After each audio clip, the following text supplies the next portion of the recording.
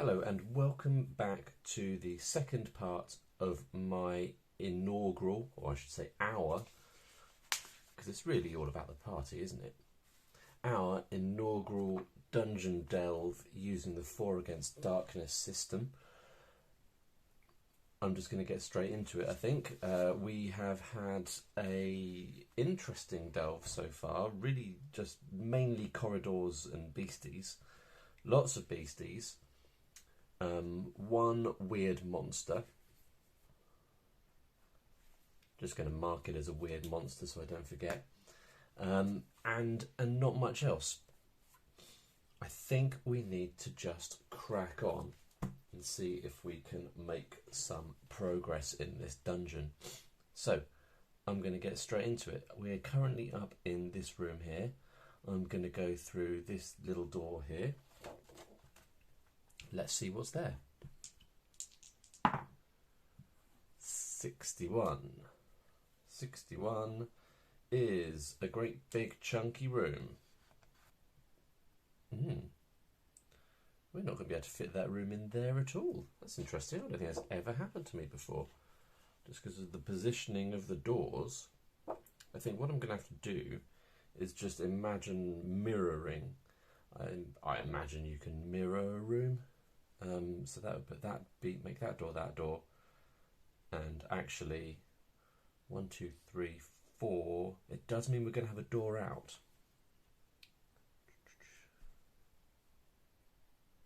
I think we're going to end up with a door out there. Let's see what's in the room. 10. Another weird monster. Interesting. So we obviously hit sort of a little weird monster section of the dungeon. Okay, what have we got? 4. A catobulbus. I always struggle. 1, to pronounce it. 2, to know exactly what a catobulbus is. I have no idea.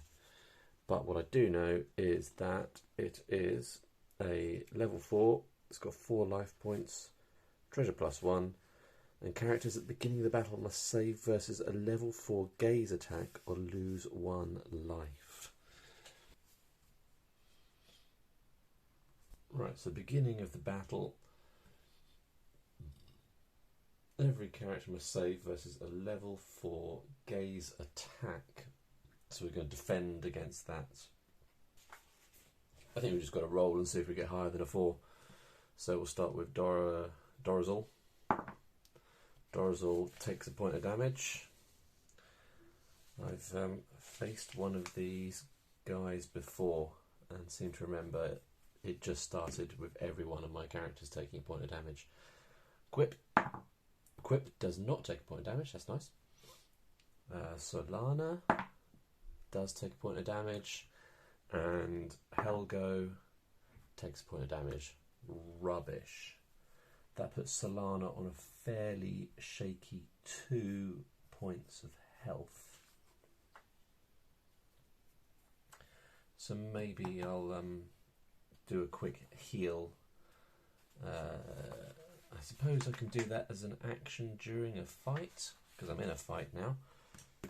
So that makes sense, I think. But we'll start with Dorazul attacking. So Dorazul, do your thing. That's pretty decent. 5, 6, 7. It's a shame it's not 8, but never mind, because the catobulbus is level 4. 7 only does 1 point of damage. Quip. 3. But does... No, that's against outnumbered foes. I need to change that. But by outnumbered foes, I think I mean outnumbered minions. Yeah, let's just change that to minions, because I get confused by that all the time.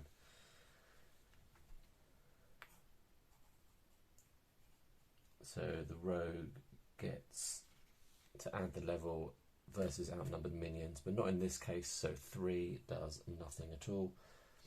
Then give Solana a go. 5, not bad. 6, so we're at least getting 1 point of damage. Instead of attacking, Helgo is going to use the healing spell, which allows her to heal d6 plus 1, because that's her level, points of health.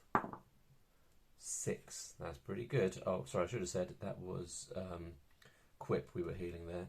So Quip goes up to 5. Nice. Then the Cadoblopus gets a chance to attack. They only get 1 attack. And it's going to attack Quip, since Quip is now on full health. Quip defends brilliantly. So we can move on to another round of combat. Dorazil attacks. Dorazil hits for 5, 6, 7. That means our enemy has to roll to see if they run away. Needs to do a morale roll.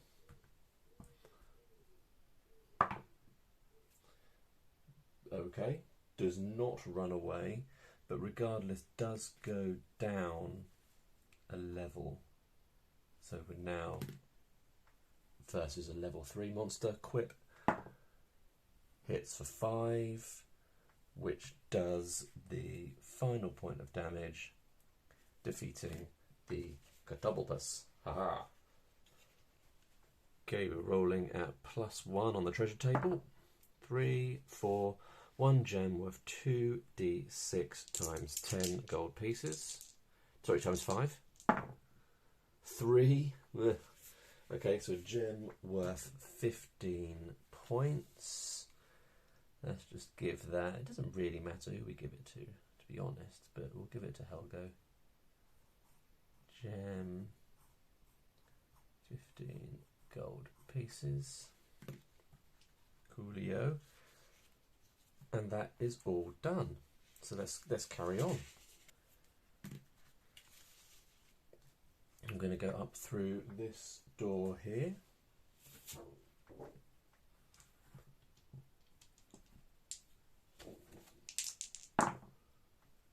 '63 gives us a corridor. It's going to have a door on one side. Yeah. It's going to be like that.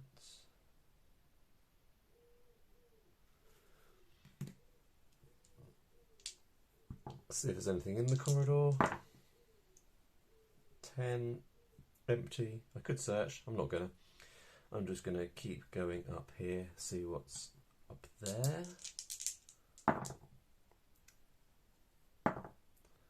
35. 35, that gives us a dead end. And actually, can I mirror rooms? I sort of decided, didn't I, that I could in the last one. So I think I will. I think I'm going to say that I can mirror rooms. Which that does.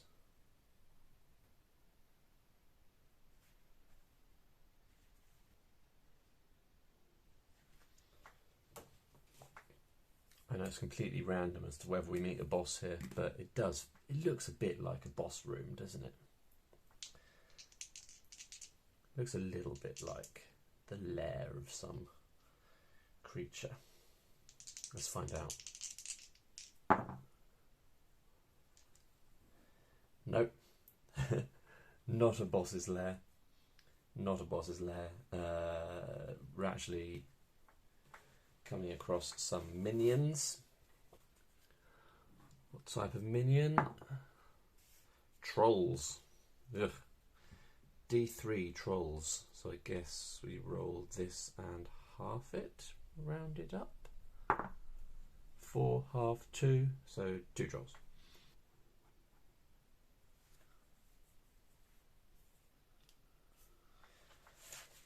So our trolls are level 4.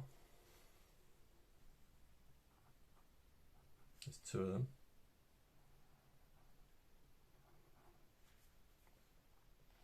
Orcs are afraid of magic and must test morale each time one or more is killed by a spell. No, that's orcs. I'm on trolls. Right. Trolls are level 5. Treasure normal. They regenerate unless killed by a spell or unless a character uses one attack to chop an already killed troll to bits. If this does not happen, roll a die. On a 5 or a 6, they come back to life and continue fighting. Right.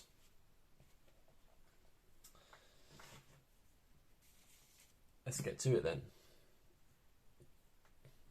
Dorazol starts. Rolls a 3, bit ropey, but adds 2. Adding 2 to attack, which means a total of 5, which means one of the trolls is down. I think then Quip is going to hit the troll that has already been killed initially to make doubly sure it's dead. Ugh. Disappointing. Okay. Solana's going to actually hit the other alive troll. That's rubbish as well. That's going to do nothing at all. So Helgo. Do you know what? Helgo's going to hit the dead troll because it'd be nice to definitely not have the it resurrect. Okay. Right, so the first troll is definitely dead. So the one remaining troll now gets to attack. It's going to attack Quip, the rogue. Quip does not successfully defend, unfortunately. So Quip rolled a 3 plus 1 in defense, which is 4, and the troll is level 5, so loses a point of health. Okay. Dorazol hits the remaining troll, does nothing. Quip hits the remaining troll, does nothing. Solana hits the remaining troll, kills it. Good, good. Do I now have to hit it to make sure it stays dead? I'm going to say no. I'm going to say once all of the trolls are dead, then you can just move on. Normal treasure from what I recall, so let's see what we get. That is D6 gold pieces, so 4 gold pieces. Let's give that to Helgo, taking Helgo up to 10 gold pieces. Okay. So that's a dead end. We'll go back through this room, back through this room, back into this room. Let's go out. Oh no, there's a door there. Let's go out that door there. See what we find. 46. 46 is a room.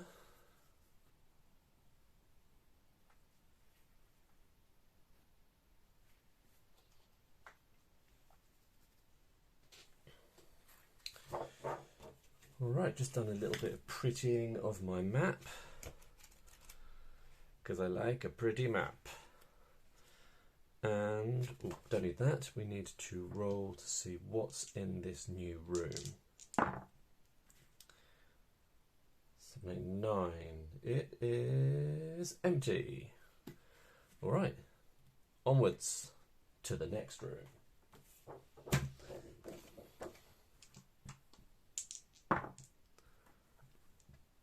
'66. Great big crazy room. Look at that.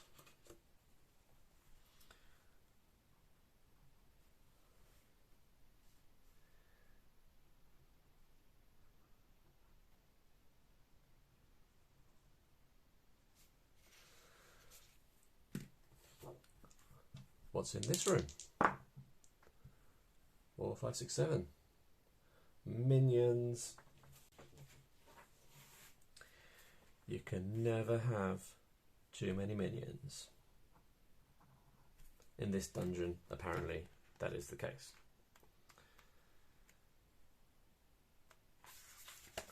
What have we got? We have got some orcs. How many orcs? 5 orcs.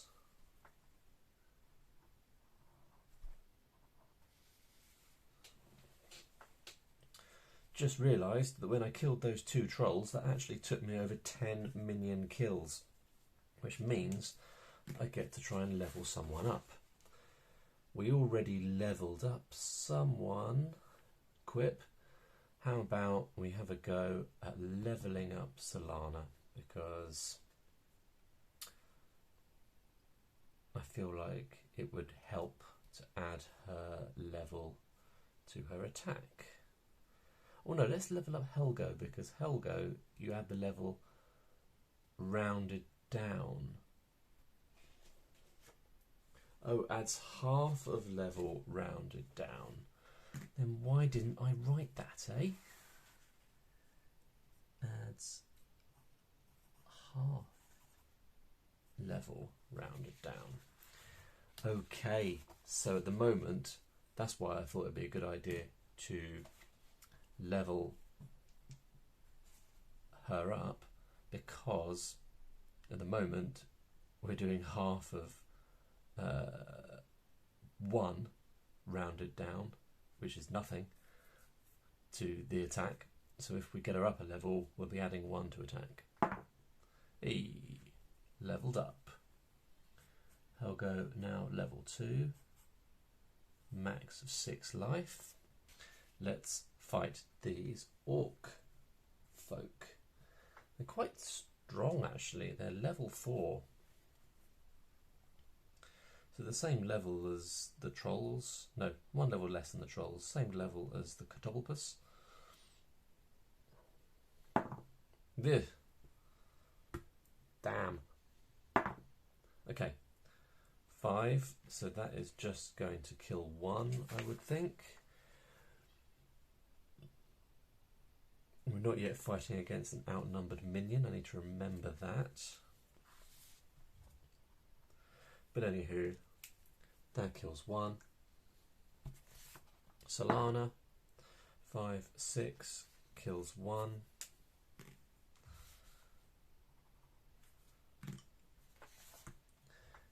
Helgo, 4, adding on 1 for the level, kills 1. Either way, kills 1. Now we've killed more than half. They are going to do a morale check. They succeed and carry on. 1 orc is going to attack Quip. Quip defends. Quip defends successfully. Rolled a 5, adding 1 because of the light armour. Means 6, and 6 is greater than the orc's level, which is 4. And the other orc is going to attack Dorazol. Dorazol will defend. 3, 4, 5, also a successful defense against a level 4 creature. Okay, let's attack them again. Dorazol attacks. 6, keep rolling. 7, 8, 9, 10, 11.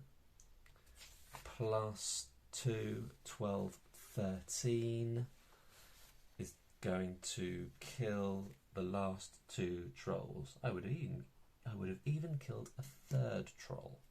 Not troll, orc. Let's see what we get. 6, 1 random magic item from the magic treasures table below. Whoop whoop. 6, a fireball staff. Awesome. Allows its user to cast fireball spell twice, then its powers are depleted. Only wizards may use it. I haven't got one of them. Add the user's level to determine the spell roll, as you would do for a fireball spell. I'm not sure why I'm carrying on reading it. I haven't got a wizard.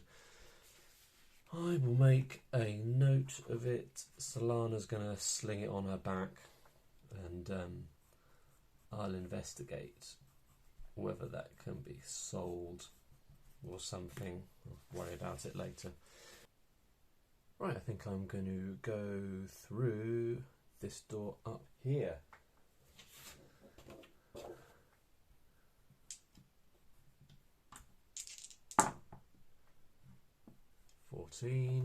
Gives us a big old corridor.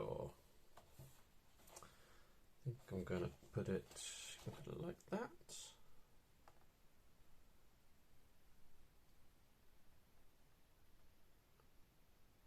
Yeah.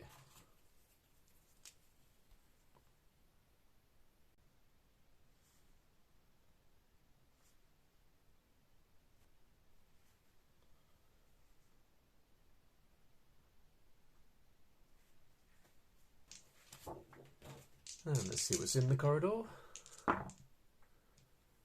10. Empty corridor.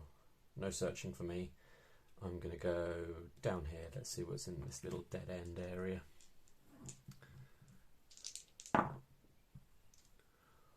41. 41 is a room. Not going to be a very big room. In fact, I think it's going to end up being sort of a little dead end corridor. Yeah.